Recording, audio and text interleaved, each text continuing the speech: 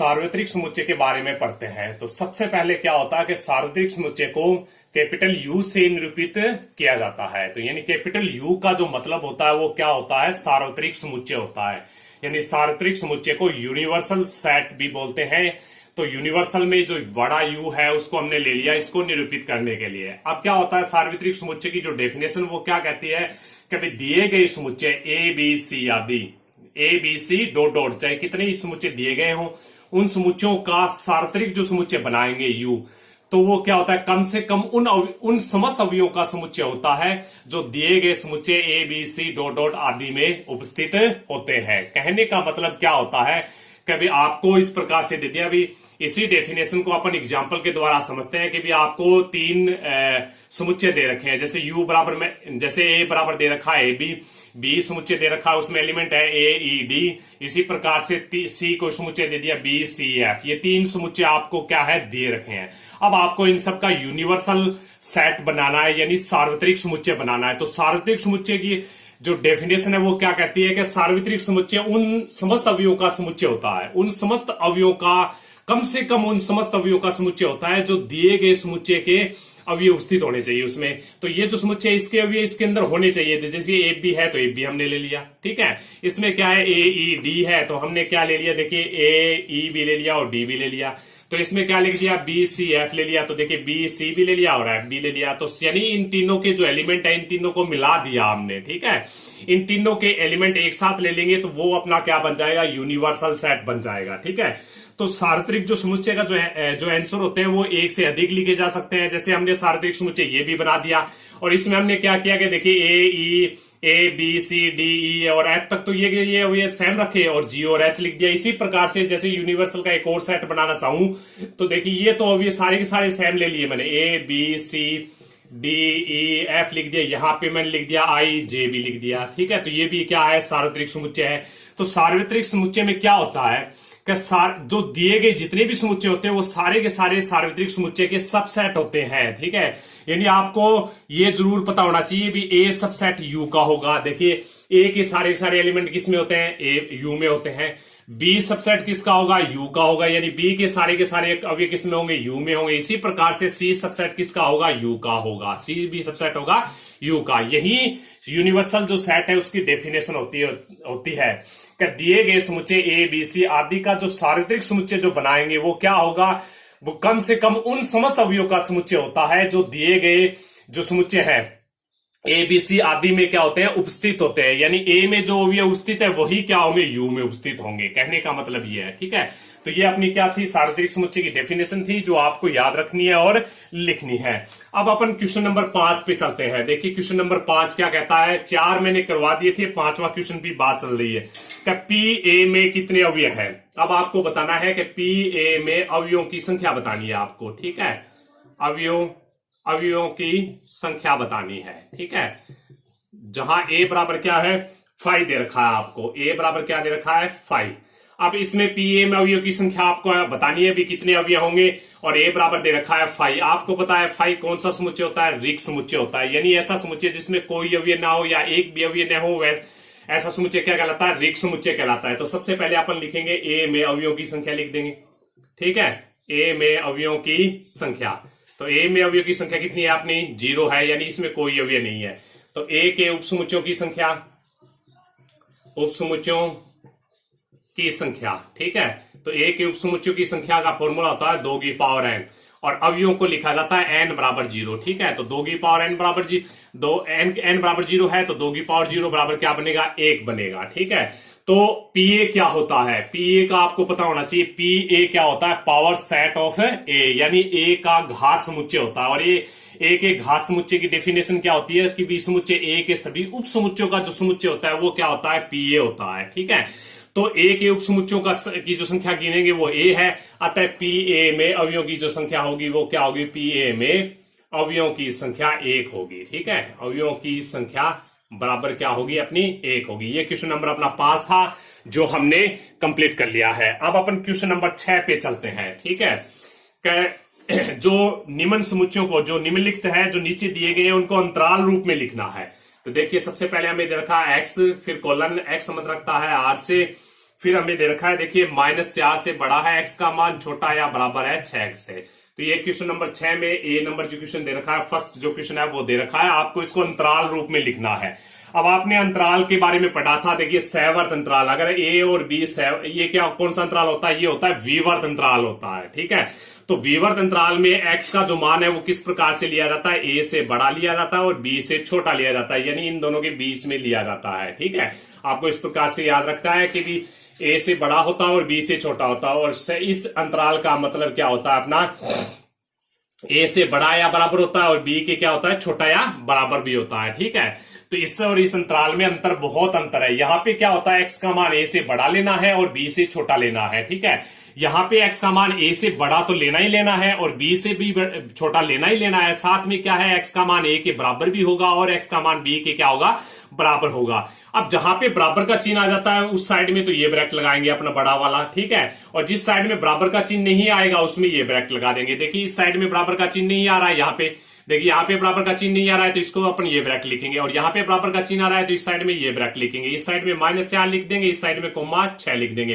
तो ये अपना इसको अंतराल रूप में हमने लिख दिया है, ठीक है। इसी प्रकार से अपन बात करें, देखिए क्वेश्चन नंबर जो 2 दे रखा है वो क्या दे रखा है, देखिए एक्स है, एक्स फिर कॉलन है, एक्स संबंध रखता है किससे, आर से।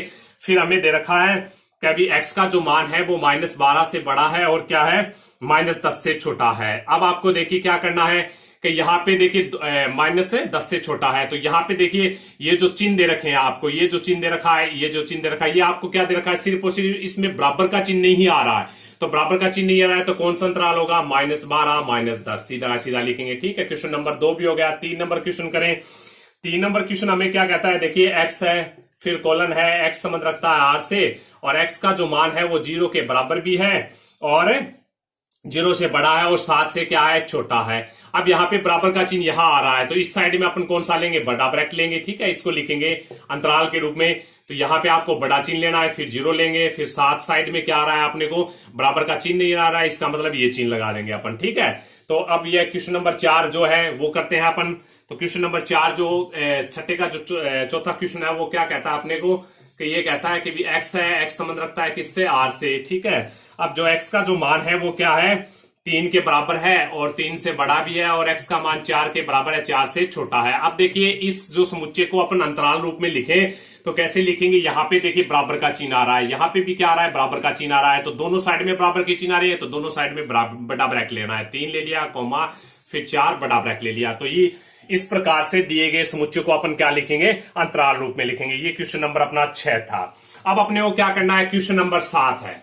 7 नंबर क्वेश्चन क्या कहता है कि दिए गए अंतराल को समुच्चय के रूप में लिखिए, ठीक है। तो ये आपने को दे रखा है, अंतराल दे रखा है, इसको समुच्चय के रूप में लिखना है। तो इसको अपन किस प्रकार से लिखेंगे, देखिए एक्स है, एक्स किससे संबंध रखता है, वास्तविक संख्या से, ये फिक्स मान है, इतना आपको लिखना ही है। अब इस अंतराल का क्या मतलब होता है कि एक्स का मान -3 से बड़ा है और 0 से क्या है, छोटा है। तो ये लिख दिया, इस अंतराल को समुच्चय के रूप में लिख दिया। ये था 7वें का पहला क्वेश्चन था। अब दूसरा क्वेश्चन करते हैं। दूसरा क्वेश्चन अपने को कहता है कि भी बड़ा ब्रैकेट 6 दे रखा है, फिर 12, फिर बड़ा ब्रैकेट दे रखा है, तो ठीक है। यहाँ पे बड़ा ब्रैकेट दे रखा है तो इसको अंतराल रूप में लिखेंगे तो किस प्रकार से लिखेंगे, कि एक्स लिख दिया और एक्स संबंध रखता है किससे, आर से। ये बात तो फिक्स है, मैंने आपको बता दिया कि भी अंतराल को जब समुच्चय के रूप में लिखेंगे तो ये बात आपको फिक्स लेनी है, ठीक है। उसके बाद में देखिए बड़े का चिन्ह आता है, तो बड़े का चिन्ह आता है उसमें बराबर भी होता है, बराबर का चिन्ह आएगा तो यहाँ पे क्या लिखेंगे, 6 से बड़ा या बराबर एक्स का मान और छोटा या बराबर किसके है, 12 के, क्योंकि दोनों साइड में बड़ा चिन्ह है तो दोनों साइड में बराबर का चिन्ह भी लगा देंगे। इस साइड में छोटा ब्रैकेट था इसलिए अपने सिर्फ बराबर का चिन्ह नहीं लगाएंगे। तो क्वेश्चन नंबर 3 क्या कहता है अपने को, क्वेश्चन नंबर 3 ये कहता है कि भी 6 और 12 साइड में बड़ा ब्रैकेट है, ठीक है। तो अपन ये बात तो फिक्स ही लिखनी है, एक्स किससे संबंध रखता है, आर से संबंध रखता है। तो देखिए यहाँ पे क्या हो रहा है अपना, यहाँ पे जो है ना एक्स का जो मान है वो क्या है, क्या देखिए बड़ा का चिन्ह किस साइड में आ रहा है, ये या इस साइड में बड़े का चिन्ह आ रहा है, तो इस साइड में तो बराबर का चिन्ह लेना है और इस साइड में बराबर का चिन्ह नहीं लेना है। तो 6 से बड़ा है एक्स का मान और छोटा या बराबर किसके है, 12 के, तो ये लिख दिया। क्वेश्चन नंबर 4 की बात करें अपन। क्वेश्चन नंबर 4 अपने को दे रखा है, देखिए माइनस में 23 और कोमा दे रखा है, 5 दे रखा है, छोटा ब्रैकेट दे रखा है इस साइड में, ठीक है।